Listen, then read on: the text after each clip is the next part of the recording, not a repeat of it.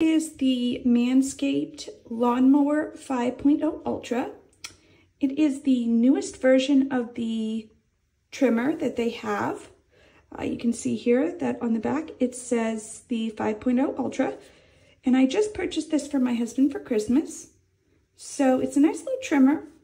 One difference from the 4.0, which he had before, is that one had a cradle to charge. This one has a USB-C charger.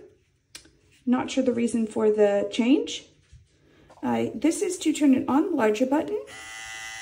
You can see that it is not all that loud. It's pretty small, which is good for getting into different areas that you might need to trim. It has a light right there. You can turn it on or off using the small button. And then it also came with a variety of accessories in this nice little bag. So you have this accessory head. This is one that like goes back and forth, so you could kind of do an up-down motion with it if you were trimming some different areas.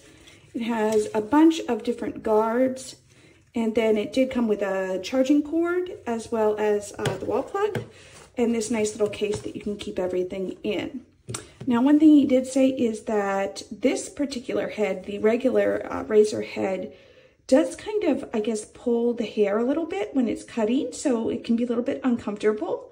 So I believe he likes to use this head better.